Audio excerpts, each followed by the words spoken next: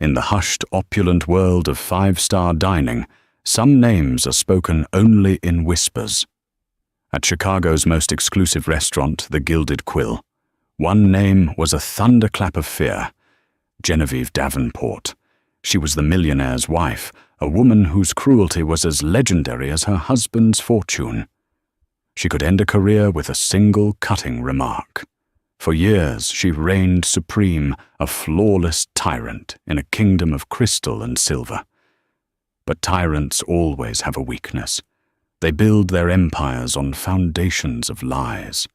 And what happens when a new waitress, a quiet, observant woman with nothing to lose, and a past she thought she'd left behind, starts pulling at the threads? This isn't a story about revenge.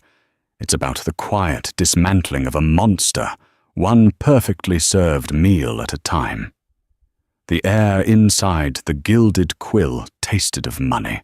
It was a complex, layered flavor, a base note of aged leather from the Chesterfield sofas in the lounge, a mid-note of expensive French perfume mingling with the scent of beeswax from the polished oak paneling, and a sharp metallic top note of ambition. For Chloe Mitchell, it was the taste of desperation. Just 3 months ago, she'd been a junior research assistant for Daniel Peterson, one of Chicago's most tenacious investigative journalists, meticulously cross-referencing sources and chasing down obscure public records. Then the newspaper had downsized, and her dream along with her salary evaporated. Now she was adjusting the ridiculously stiff collar of a uniform that cost more than her last 3 pairs of shoes combined. Her first shift was a dizzying ballet of rules. Water glasses were to be filled to precisely 1 inch below the rim, never more, never less. Bread plates were cleared from the left entrees, served from the right. A dropped fork was to be ignored until the guest looked away, at which point it was to be retrieved with a silent, swift elegance that bordered on magic. The one rule that wasn't written in the thick employee handbook was the most important one. It was delivered by Liam, the veteran bartender, whose face was a roadmap of late nights and cynical observations. He was polishing a highball glass with a linen cloth, his movements economical and practiced. "See that table?" he murmured, nodding his head towards the corner booth, the most coveted seat in the house, currently empty.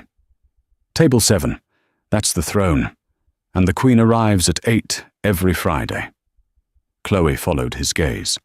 The booth was upholstered in plush burgundy velvet set slightly apart from the others, offering both privacy and a commanding view of the entire dining room. The Queen, Genevieve Davenport. Liam said, his voice dropping an octave. He placed the glass on the rack, the crystal ringing softly. "Wife of Richard Davenport. You know Davenport Industries, the man who basically owns half the steel used in this city's skyscrapers." Chloe knew the name. Everyone in Chicago did. Richard Davenport was a titan, a figure of immense power and quiet influence. His wife, however, was a different kind of famous. She was a fixture in the society pages, always immaculate, always poised her smile, a perfect frozen sculpture. "She's our most important regular," Liam continued, his eyes scanning the room. "And our most feared. Don't make eye contact unless she addresses you. Don't speak unless spoken to. If she asks for her water, with a single perfectly square ice cube and a lemon slice cut at a 30-degree angle, you go to the kitchen and you find a protractor, if you have to. One mistake, one perceived slight, and she will not rest until she sees you personally fired and possibly blacklisted from every fine dining establishment west of the Hudson." Chloe felt a knot tighten in her stomach. This was more than just a demanding customer. This was a predator. "Is she really that bad?" Liam gave a short, mirthless laugh. "Last month a busboy, Kevin, a kid just saving up for college, accidentally brushed her cashmere wrap with his tray. It didn't even fall, just touched it. She claimed he'd soiled it with his commonness. She made such a scene that Mr. Henderson, the manager, had to fire him on the spot, right in the middle of service. She watched him cry as he took off his apron. Seemed to enjoy it. The story settled like a stone in Chloe's gut. In her previous job, she'd dealt with arrogant executives and evasive politicians, but this was a different breed of cruelty, personal, petty, and performed for an audience. At precisely 8:00 p.m., a hush fell over the entrance. The hostess, a young woman named Amelia, whose smile seemed permanently strained, practically bowed as she led the couple to table 7. Richard Davenport was tall and broad-shouldered, his greying hair impeccably styled. He moved with the easy confidence of a man accustomed to the world reshaping itself around him. But all eyes were on his wife. Genevieve Davenport was a masterpiece of cold perfection. Her blonde hair was swept into an elaborate chignon, not a single strand out of place. A sheath of a midnight blue dress clung to her slender frame, and a cascade of diamonds glittered at her throat. But it was her face that was most striking. It was beautiful undeniably, but it was a hard, unforgiving beauty like a statue carved from ice. Her eyes, a pale, chilly blue, swept across the dining room, and Chloe could feel the staff flinch as her gaze passed over them. It was a look of assessment and instant dismissal. Chloe was assigned to the station adjacent to table 7, a nerve-wracking proximity. For the first hour she focused on her own tables, her movements becoming more fluid as she found her rhythm. She could hear Genevieve's voice, a low, controlled tone that carried despite its softness. She wasn't loud. She didn't need to be. Her power was in her precision. She sent back her Sauvignon Blanc because she detected a cloying note of melon, despite the sommelier's gentle insistence that it was a hallmark of the vintage. She complained that the ambient lighting was casting an unflattering shadow on her husband's face. Each complaint was a small test, a reassertion of her dominance. The real display came during the main course. A young waiter named Sam, his face pale with nerves, was serving the table next to the Davenports. As he leaned in to place a plate of seared scallops before a guest, his sleeve cuff, for a fraction of a second, hovered over the edge of Genevieve's side plate. He didn't touch it. He wasn't even close. But Genevieve recoiled as if he'd tried to poison her. "Excuse me," she said. The two words cut through the dining room's murmur. Sam froze, his blood draining from his face. "Yes, Mrs. Davenport." "Did you see what you just did?" she asked, her voice dangerously calm. "Your arm. It was over my plate. My food." I'm so sorry, Mrs. Davenport. I didn't touch anything." "You didn't have to," she replied, placing her fork down with a deliberate click. "The air is contaminated. The very thought of your sleeve, which has brushed against who knows what today, hovering over my meal, it's simply unhygienic. I've lost my appetite." She pushed her plate of half-eaten Dover sole an inch away from her. "Take it away. All of it." Richard Davenport sighed a quiet, weary sound, but said nothing. He simply stared at his own plate, a man trapped in a gilded cage with a very beautiful, very venomous snake. Mr. Henderson materialized at the table, his face a mask of pained apology.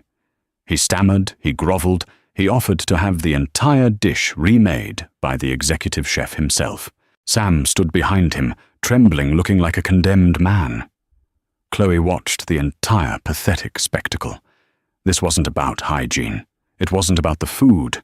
It was a power play, a public execution designed to remind everyone in the room of their place in her world. She felt a familiar fire ignite in her chest, the same indignation that had fueled her work with Daniel Peterson. It was the feeling of seeing an injustice, a gross abuse of power, and knowing it was wrong. Liam had called this place the Dragon's Lair. He was right, and Chloe Mitchell, standing in the shadows with a water pitcher in her hand, had just met the dragon. What he didn't know was that Chloe had spent the last 3 years of her life learning how to find the cracks in the armor of untouchable people.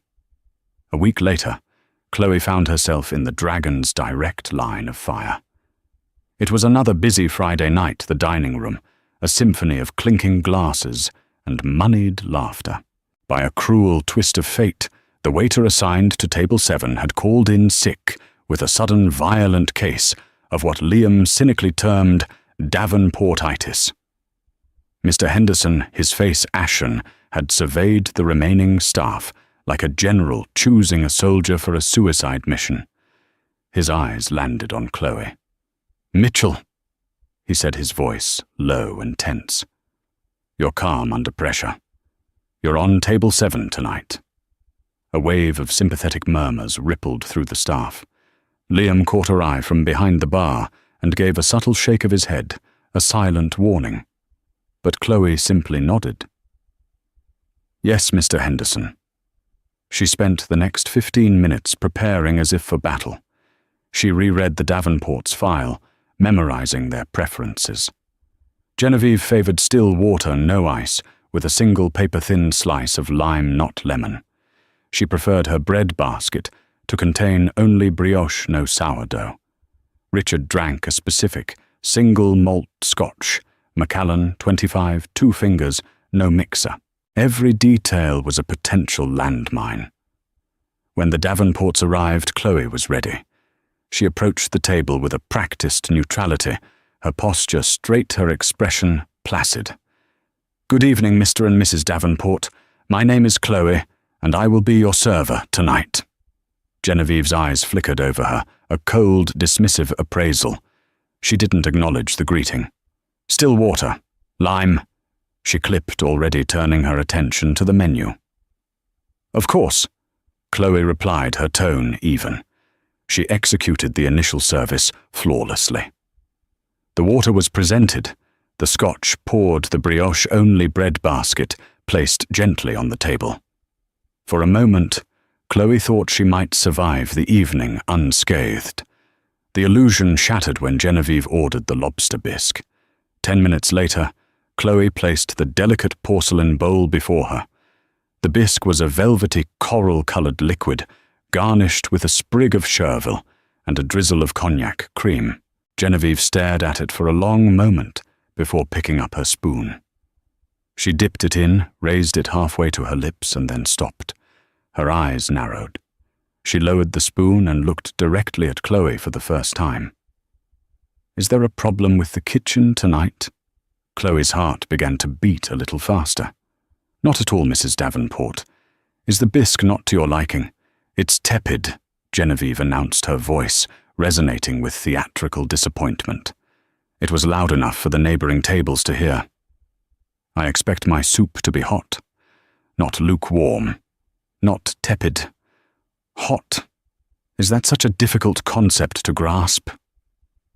Chloe knew for a fact that the soup was not tepid. She had watched the sous chef ladle it from the pot herself, steam rising in a fragrant cloud. This was the test. This was the moment where she was expected to grovel, to apologize profusely, to panic. It was the first move in Genevieve's cruel game of chess. Instead of falling apart, Chloe's mind went into research mode. She observed. Genevieve wasn't looking angry, she was looking expectant. She was waiting for the fear, for the reaction that would validate her power. Chloe decided not to give it to her. "I am very sorry to hear that Mrs. Davenport," Chloe said, her voice a perfect blend of professional concern and unshakable calm. "I will have a fresh, piping hot bowl brought to you immediately." She reached for the bowl, but Genevieve placed a hand over the rim, her long, manicured fingers pressing against the porcelain. "No, don't bother. The moment is ruined." She looked at her husband. "You see, Richard, this is what I mean. The standards here are slipping, utterly slipping." Richard Davenport merely swirled the amber liquid in his glass. It's just soup, Jen. It is never just soup. Richard, she snapped back, her voice like ice. It is a reflection of a standard this waitress clearly doesn't understand. Her gaze returned to Chloe, sharp and venomous. What did you say your name was again? Chloe Mrs. Davenport. Chloe, Genevieve repeated, savoring the name as if it were a sour grape. Well, Chloe, I suggest you learn the difference between hot and tepid if you expect to last another night in this establishment. The threat hung in the air, thick and suffocating. The diners at the next table were now openly staring, their own conversations forgotten. This was the show they had come to see. Chloe held Genevieve's gaze. She did not flinch. She did not look away. She gave a small, almost imperceptible nod. I understand completely, Mrs. Davenport. Thank you for the clarification. I will ensure the rest of your meal is to your exact specifications. She retrieved the bowl of bisque and walked back towards the kitchen, her steps measured and even. She could feel every eye in the room on her back. Her composure was, in its own way, an act of defiance. An emotional outburst would have been a victory for Genevieve. Panic would have been a trophy. This calm, professional acceptance of a baseless complaint was something else entirely. It was a refusal to play the game by Genevieve's rules. When she entered the kitchen, the head chef, Antoine, a notoriously fiery Frenchman, looked at her with a mixture of pity and anger. The bisque was perfect. I checked the temperature myself. That woman is a witch. I know, Chloe said quietly. But she isn't angry about the soup. She returned to the dining room to continue the service. For the rest of the meal, Genevieve was icily silent towards her, communicating only through clipped gestures and pointed looks at her husband. But Chloe noticed something else. Genevieve kept glancing at her, a flicker of irritation in her eyes. It was the look of a predator whose prey had failed to behave as expected. She had tried to draw blood, and had been met with a placid, unyielding surface. As they were leaving, Richard Davenport paused by Chloe's side for a moment, while his wife swept ahead. He pressed a folded $100 bill into her hand, discreetly. "I'm sorry about that," he mumbled, his eyes avoiding hers. "She's under a lot of stress." Chloe watched them go, the folded bill feeling like a guilty secret in her palm. It wasn't about stress. It was about power. And Chloe Mitchell, who had spent years dissecting the lives of powerful people for a living, had just realized that Genevieve Davenport's power was built on a very fragile foundation, the fear of others. And Chloe, much to her own surprise, wasn't afraid. She was curious, and for a woman like Genevieve Davenport, that was far more dangerous. The encounter with Genevieve lit a fuse in Chloe. It wasn't about revenge. It was about understanding the anatomy of a bully. In her journalism days, Daniel Peterson had taught her that the most monstrous people often lived in the most elaborate glass houses. You just had to know where to throw the stone. Chloe decided to start looking for stones. Her investigation began not on the internet, but in the trenches of the Gilded Quill. The restaurant staff was a living archive of Genevieve's tyranny, a library of whispered anecdotes and bitter memories. During lulls in service in the cramped break room that smelled of stale coffee and cleaning supplies, Chloe listened. Remember the time she claimed the sommelier was mocking her with his choice of a German Riesling, one waiter recounted. Said it was a comment on her heritage, which is ridiculous because everyone knows her family is from Boston. What about when she insisted Amelia, the hostess, change her shade of lipstick because it was too provocative for a family establishment? Another added. Amelia had to go cry in the bathroom and scrub it off. These were stories of petty cruelty, but Chloe was looking for a pattern, a vulnerability. The common thread was Genevieve's obsession with appearances, with a very specific, almost theatrical performance of old money sophistication. The wine, the lipstick, the soup, they were all props in her personal stage play. Any deviation from the script was met with disproportionate rage. This suggested insecurity, not strength. Liam the bartender became her most valuable source. One slow Tuesday night, as he polished his collection of bitters bottles, Chloe leaned against the bar. "You've been here the longest, Liam. What was she like when she first started coming in?" Liam paused his rag, circling the rim of a bottle. Different, or trying to be the same but not as good at it. This was maybe 10 years ago, right after she married Richard. She was anxious, always watching other people what fork they used, how they pronounced sommelier. She was learning a script. And Richard? He was just happy, I think. He'd been a widower for years. Genevieve was beautiful, charming. He didn't see the gears turning underneath, or didn't want to. Liam leaned in closer, his voice dropping. The real interesting stuff is what nobody talks about. Before Richard, there was no Genevieve. Chloe's journalistic instincts tingled. "What do you mean?" "I mean, the society pages started covering her the day her engagement to Richard was announced. Before that, nothing. It's like she just appeared out of thin air. A beautiful woman with a vague backstory about a quiet upbringing in New England. I've bartended at every high society haunt in this city for 20 years. I know all the families, the Bradfords, the Astors, the Carringtons. I'd never heard of her family, the Vances. A woman with no past. That wasn't just a stone. That was a potential fault line. That night, Chloe went home to her small apartment, the $100 bill from Richard Davenport still tucked away. She didn't spend it. It felt like evidence. She fired up her old laptop, the keyboard worn smooth from thousands of hours of research. She started where any good investigator would public records. She ran a search for Genevieve Vance, her supposed maiden name with birth dates estimated to be within a 10-year range. The results were thin. A few women with that name, none of whom matched her age or had any connection to Chicago or Boston high society. It was a digital dead end, as if the name had been plucked from a novel. So she changed tactics.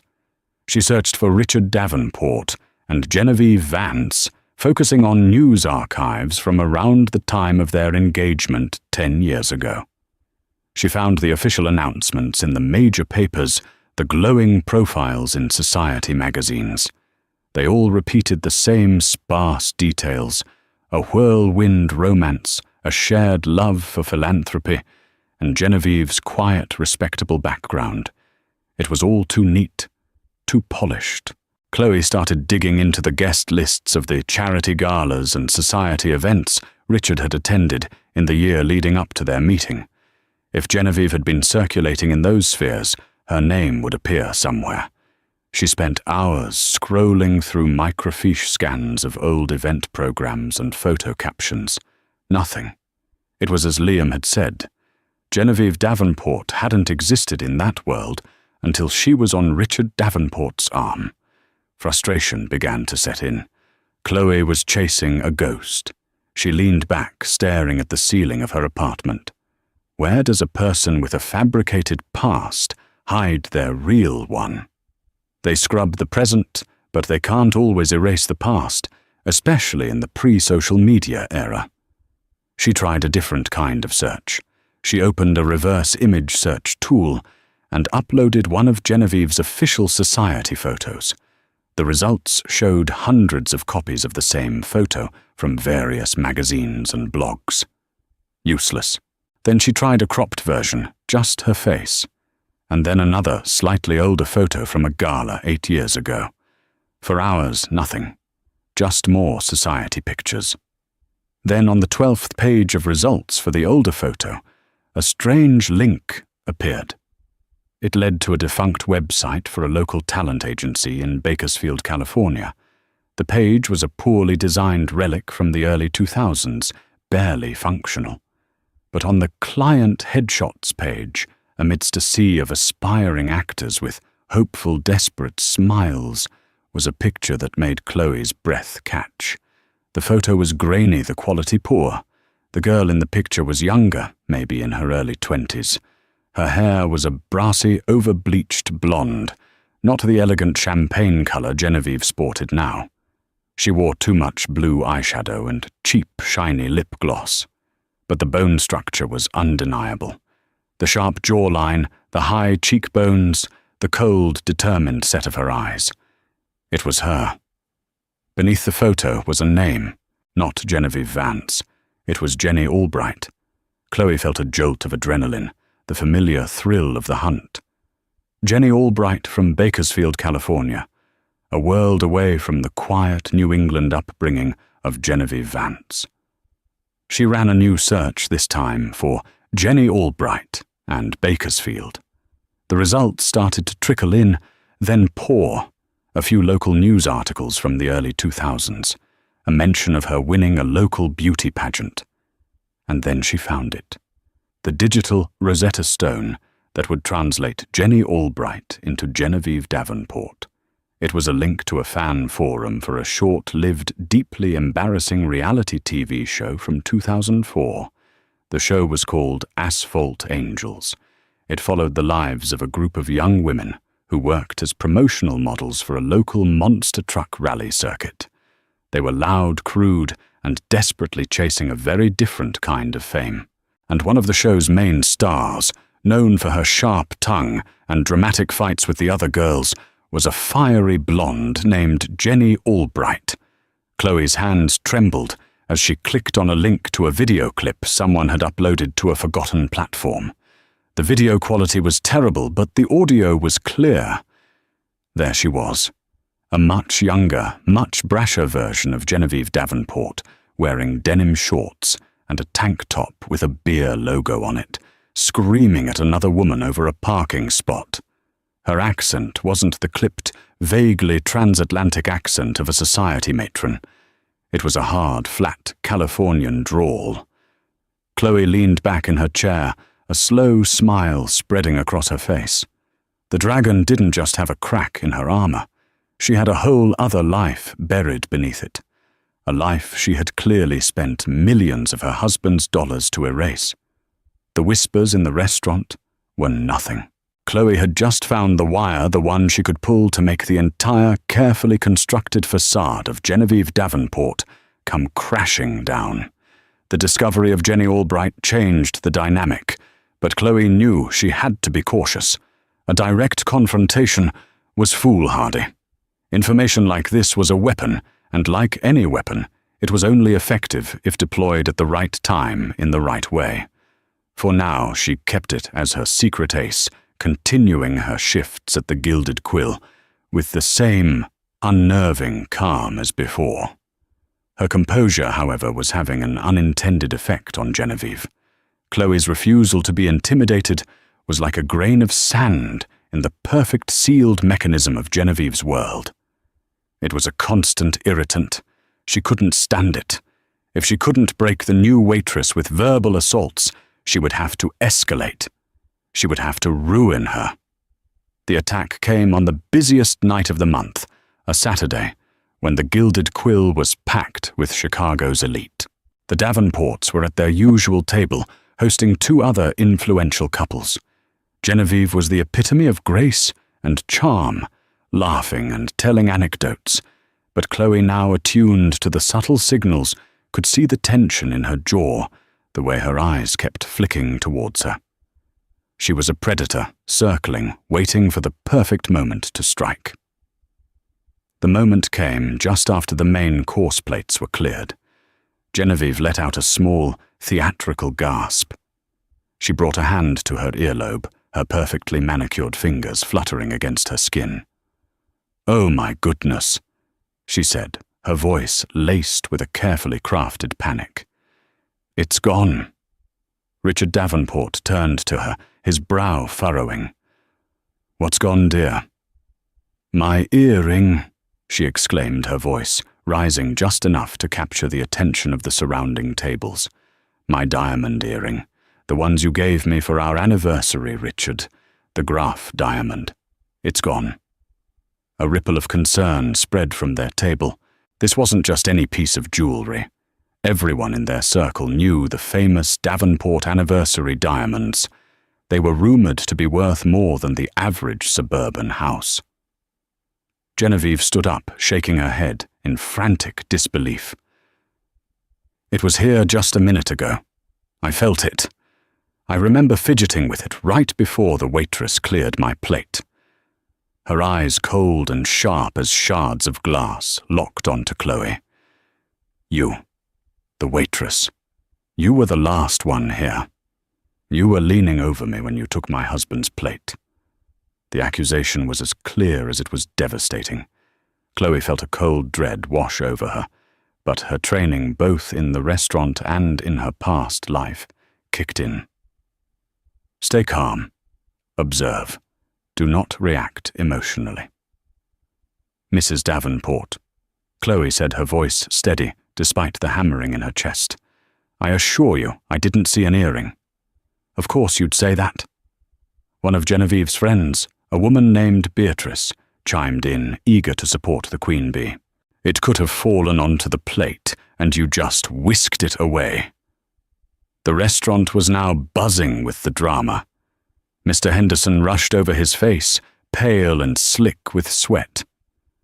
"Mrs. Davenport, what seems to be the trouble? The trouble, Henderson."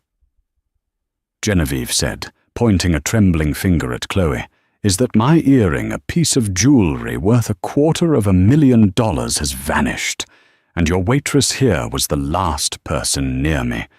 I want her searched. I want the kitchen searched. I want that earring found." This was the ultimate power play. It was a public branding. In this world, the word of Genevieve Davenport against that of a waitress was an open and shut case. Chloe would be fired, her reputation destroyed. The accusation of theft, even if unproven, would follow her, making it impossible to get another job in the service industry. It was a professional death sentence. Mr. Henderson looked at Chloe, his eyes pleading with her, begging her to somehow resolve this. "Chloe, did you see anything at all?" "No, sir," Chloe said firmly. "I cleared the plates and took them directly to the kitchen." "Search her pockets," Beatrice demanded. "That won't be necessary," Chloe said, her voice cutting through the noise. She looked Mr. Henderson in the eye. "I will happily empty my pockets. I have nothing to hide." She calmly took out her server's notepad, a pen, and a tube of lip balm, placing them on a nearby service stand for all to see. Genevieve scoffed. "As if you'd keep it in your pocket. It's probably in the kitchen, stashed in the garbage, waiting for you to retrieve it at the end of your shift." The trap was brilliant. The earring was most likely nestled safely in Genevieve's own clutch purse, waiting to be discovered, later after Chloe's life had been thoroughly ruined. An accusation was all that was needed. "We will of course search the kitchen," Mr. Henderson said, trying to placate her. "We will have our security look through the bus tubs." "And what about her?" Genevieve insisted, her voice rising to a shrill pitch. "She should be detained. We should call the police." Richard Davenport, who had been silent throughout the exchange, finally spoke. "Jen, let's not be hasty," he said, a note of embarrassment in his tone. "Perhaps it just fell on the floor." "I've looked, Richard. It's not here." The staff began a frantic, humiliating search on their hands and knees, peering under tables and chairs. Chloe stood still, the silent, accused party at the center of the storm. She knew she was being framed. She knew that fighting back with denials was useless. She had to change the narrative. She had to use the one thing Genevieve didn't know she had knowledge. This was the moment to deploy her weapon not as a cannonball, but as a surgical strike. As the search continued fruitlessly, a suffocating sense of doom settled over Chloe. Mr. Henderson was wringing his hands, Genevieve was looking triumphant, and her friends were whispering their eyes, darting towards Chloe with undisguised contempt. The accusation had already solidified into fact in their minds. "We can't find anything, Mrs. Davenport." Mr. Henderson reported, his voice shaky. "Then call the police," Genevieve commanded. "I want to file a report for theft." The word theft hung in the air, a final damning verdict. Chloe knew this was her last chance. She couldn't prove her innocence regarding the earring, because the earring's location was part of the lie. But she could attack the credibility of her accuser. She could introduce an element of chaos into Genevieve's perfectly scripted drama. She took a deep breath and looked directly at Genevieve. Her voice was not loud, but it was clear and carried an unusual weight. "Mrs. Davenport, perhaps you should check your clutch again. Sometimes when things are stressful, we misplace things." Genevieve laughed a short, ugly sound. "Are you suggesting I'm being forgetful? I think not." "Not at all," Chloe said, her tone still perfectly even. "It's just that high-stress situations can be disorienting. They can make you feel like you're back in a different time, a different place entirely." She paused for a beat, letting the words hang in the air. "Like, for instance, Bakersfield." The name dropped into the charged atmosphere of the restaurant with the force of a physical blow. It was so specific, so out of place, that it created a moment of pure confusion. Richard Davenport looked puzzled. Beatrice frowned. But Genevieve froze. For a fraction of a second, the mask of the elegant society wife slipped. A flicker of raw, primal fear flashed in her eyes. It was the look of a cornered animal. Her face, which had been flushed with righteous anger, paled slightly. "What? What did you say?" She stammered, her voice losing its imperious edge. Chloe held her gaze, her expression unreadable. "I said things can be disorienting," she repeated softly. "My apologies if I misspoke." But the damage was done. The surgical strike had hit its mark. Chloe hadn't accused her of anything. She had simply said a name that meant nothing to anyone else in the room, but meant everything to Genevieve. It was a signal I know. The subtle shift in Genevieve's demeanor was palpable. Her confidence wavered. The righteous fury that had been her shield now seemed brittle. She had lost control of the narrative. Richard Davenport, sensing his wife's sudden distress, stood up. "All right, this has gone on long enough. Jen, let's just go. We'll deal with the insurance company for the earring." "No," Genevieve said, but her voice lacked its earlier conviction. She was rattled, her mind clearly racing to understand how this waitress could possibly know that name. It was then that Chloe played her final card for the evening. It was a gamble, a piece of psychological theater based on a hunch.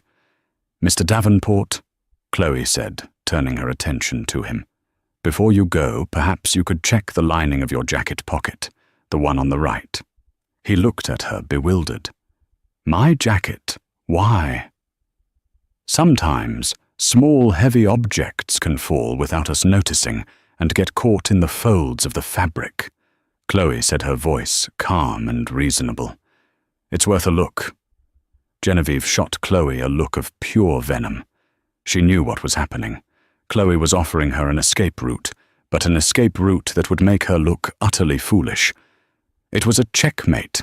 If the earring was found on her husband, the entire scene she had created would collapse into a ridiculous, hysterical farce.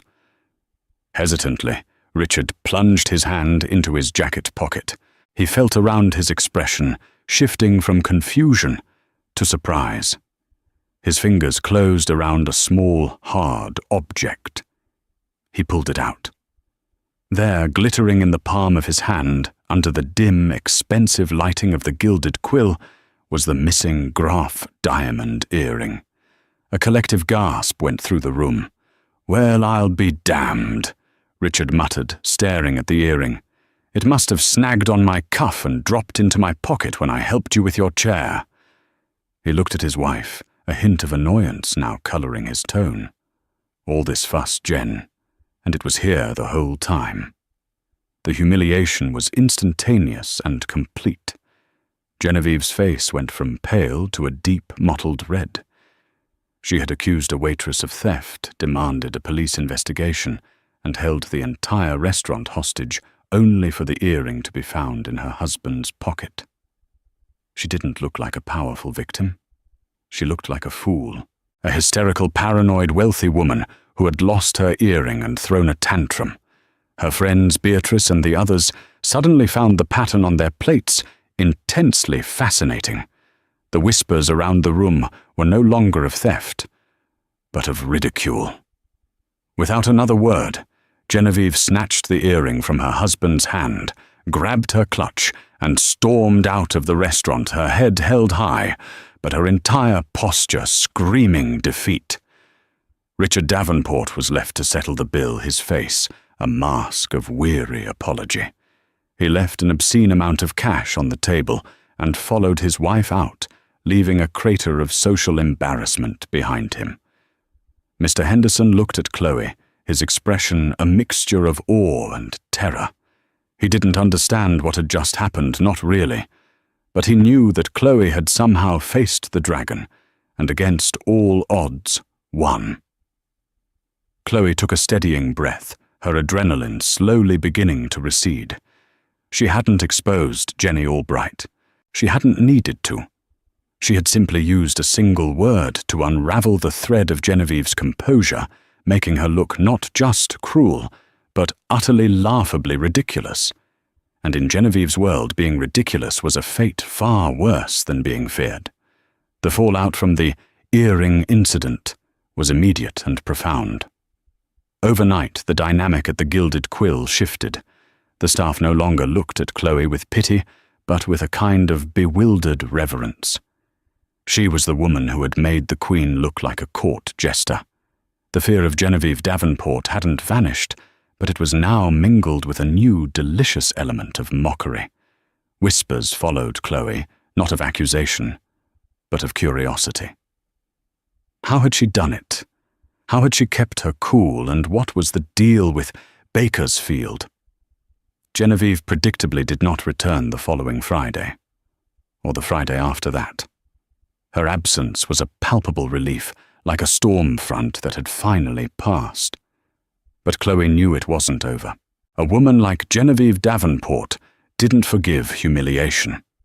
She would be plotting her revenge, something more permanent and destructive than a public tantrum. Chloe knew she had to arm herself for the final confrontation.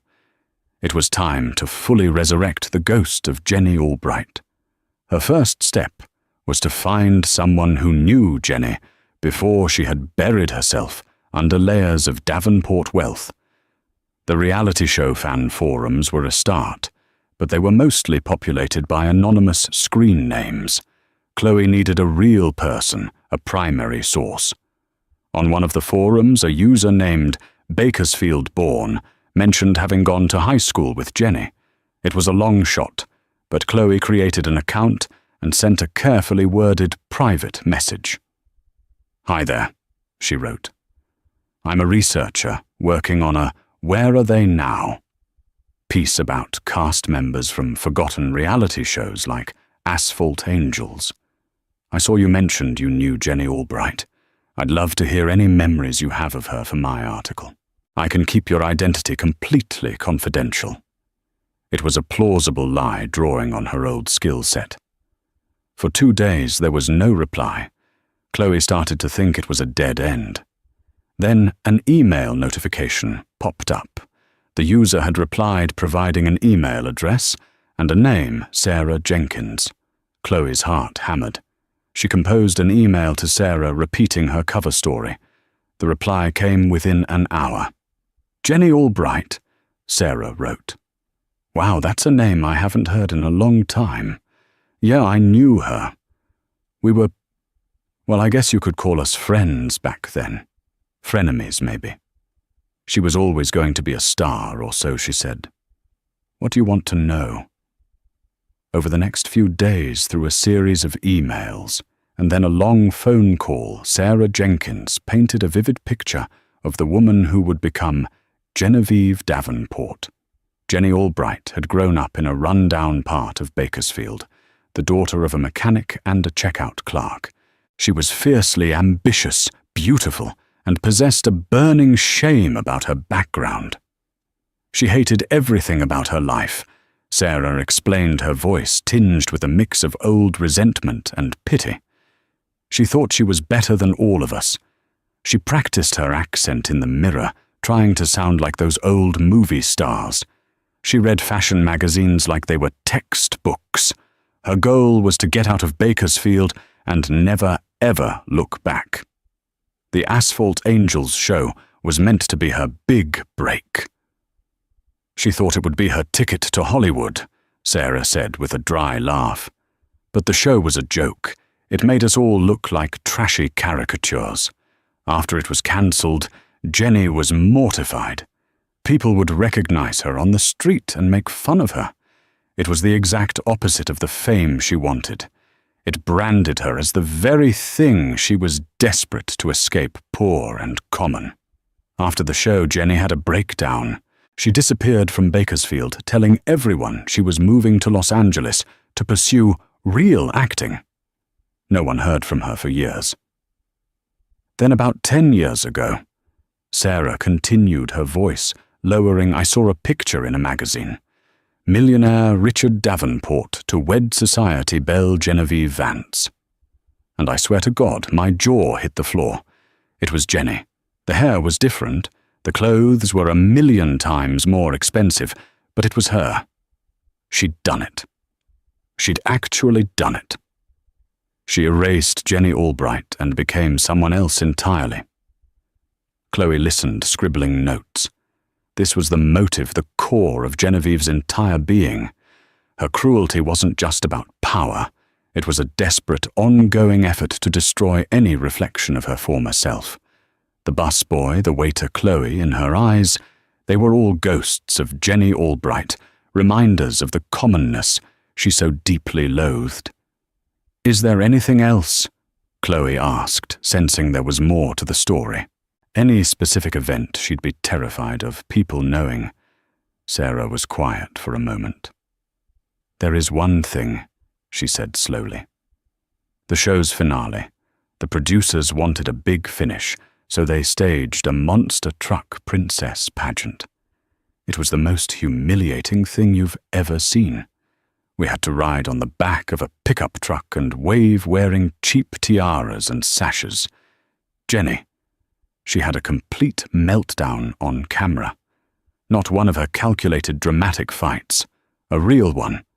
She was screaming, crying, saying how much she hated this town and everyone in it. She threw her tiara at the camera crew. It was ugly. They never aired the footage because she threatened to sue. But I know the production company has it in their archives somewhere. For Jenny, that tape would be like the end of the world. It's the ultimate proof that Genevieve Vance is a complete fraud. A tape. A piece of tangible, undeniable evidence. Chloe felt a shiver of excitement. Finding that tape would be nearly impossible. But the knowledge of the tape, that was power. She thanked Sarah profusely, promising to protect her identity. After the call, Chloe sat in the quiet of her apartment, the story of Jenny Albright laid bare before her. She now understood the dragon's deepest fear, not of being overthrown, but of being seen, of being revealed as the scared, angry girl from Bakersfield in a cheap tiara. Chloe knew Genevieve would be back.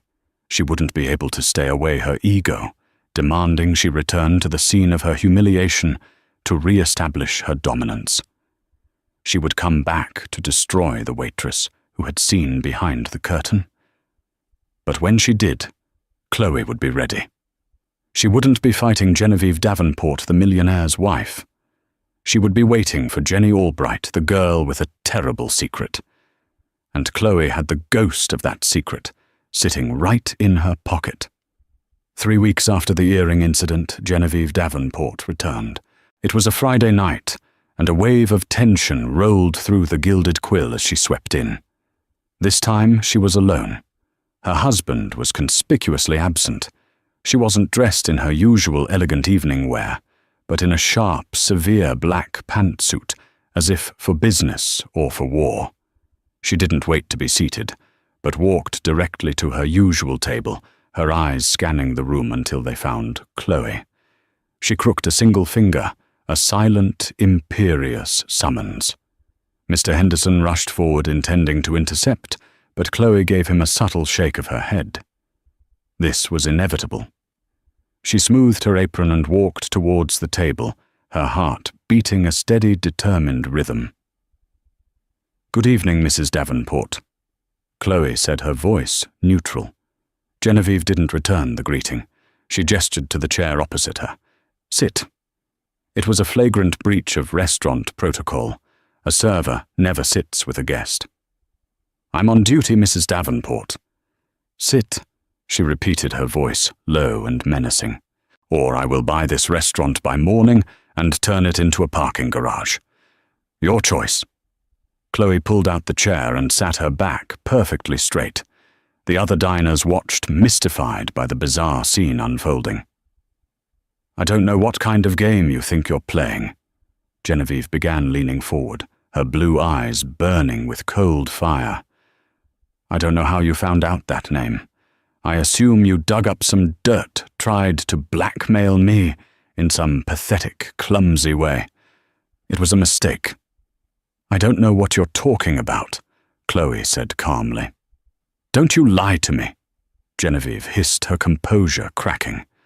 "You think you're clever. You think you embarrassed me. Let me tell you what's going to happen now. I have had my husband's legal team run a complete background check on you, Chloe Mitchell. I know all about your failed journalism career. I know about your student loans. I know about the tiny apartment you can barely afford. You are a nobody." She leaned back, a cruel smirk on her lips. "By the time I am finished with you, you won't even be able to get a job washing dishes. I will personally call every potential employer. I will tell them you are a thief, a blackmailer, and an unstable, vindictive little roach. I will sue you for slander. I will bury you in legal fees until you are begging for mercy. I will destroy every corner of your miserable life. Do you understand me?" Chloe listened to the litany of threats without flinching. This was the dragon's fire, the final desperate attempt to incinerate the threat. But Chloe wasn't scared of the fire anymore, because she knew what the dragon was made of. She leaned forward slightly, matching Genevieve's posture. "You're right about one thing," Chloe said, her voice soft, but carrying an unmistakable edge of steel. "I am a researcher, and I am very, very good at my job. I know you're not Genevieve Vance from New England. I know you're Jenny Albright from Bakersfield, California." Genevieve's face tightened, but she held her ground. "Lies and slander. I know about asphalt angels," Chloe continued, her voice dropping even lower. "I know about the monster truck rallies, and I know about the unaired finale, the pageant, the monster truck princess pageant." At the mention of the pageant, Genevieve's composure finally completely shattered. The blood drained from her face, leaving her with a deathly pallor. This was a direct hit. This wasn't a vague mention of a town. This was a detailed kill shot. "I know about the tiara, Jenny," Chloe said, the use of the old name, a deliberate twist of the knife. "I know about the meltdown on camera, the screaming, the crying, the tape that the production company still has locked in its archives." Genevieve stared at her, speechless. Her breath came in ragged gasps. She looked not like a powerful millionaire's wife, but like the terrified girl from the past, her worst nightmare come to life. "Here is what's going to happen now," Chloe said, taking complete control. "You are going to leave this restaurant. You are never going to come back. You are not going to harass, threaten, or even speak the name of any person on this staff ever again. You are going to leave me and everyone here alone. If you do not, if I hear so much as a whisper of you causing trouble for anyone, I will dedicate my life to finding that tape. I will find it, and I will make sure it is released. I will send it to every society columnist, every gossip blog, and every one of your fair-weather friends. Richard might have forgiven you for a foolish tantrum over an earring, but I wonder how he'll feel when he sees his elegant wife, Jenny, screaming about her cheap tiara on Asphalt Angels Where Are They Now? Every word was a perfectly placed blow. Chloe laid out the terms of surrender, not of a waitress to a patron, but of one woman who had the truth to another who was drowning in lies. For a long, silent moment, Genevieve simply stared. The fear in her eyes slowly gave way to a look of utter, soul-deep hatred. But she was defeated. She was completely and utterly defeated. The ghost Chloe had summoned was standing right behind her, and it had its cold hands on her shoulders. Slowly, shakily, Genevieve Davenport, or Jenny Albright, rose from the table. She didn't say a word. She didn't look at anyone. With the last shred of her dignity, she turned and walked out of the Gilded Quill for the final time. The doors swung shut behind her, and it was as if a curse had been lifted. A stunned silence filled the dining room, followed by a quiet, spontaneous burst of applause from the kitchen staff who had been watching from the doorway. Mr. Henderson walked over to Chloe, his eyes wide with disbelief. I don't know what to say." Chloe finally let out a long, shuddering breath she hadn't realized she was holding. She stood up and picked up the water pitcher from her service station. "Don't worry, Mr. Henderson," she said, a small, genuine smile gracing her lips for the first time all night. "Table 4 needs more water." She was no longer just Chloe Mitchell, the waitress. She was the woman who had faced the dragon and sent it running from its own lair, not with fire or fury, but with the quiet, undeniable power of the truth.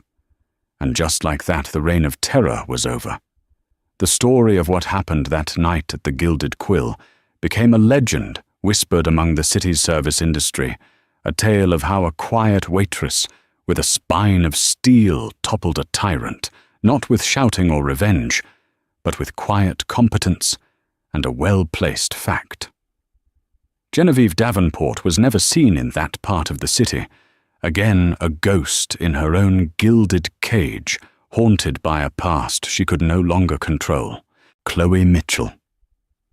She didn't stay a waitress for long. Her actions caught the attention of a wealthy patron who admired her courage and intellect, and she was offered a job as a private investigator, returning to the work she truly loved. This story is a powerful reminder that true strength isn't about how loud you can shout, but about the courage to stand firm in the truth. It shows that bullies, no matter how rich or powerful, are often just scared people hiding behind a fragile mask. If this story resonated with you, please hit that like button, share it with someone who needs to hear it, and subscribe for more stories about unexpected heroes and the quiet triumph of justice.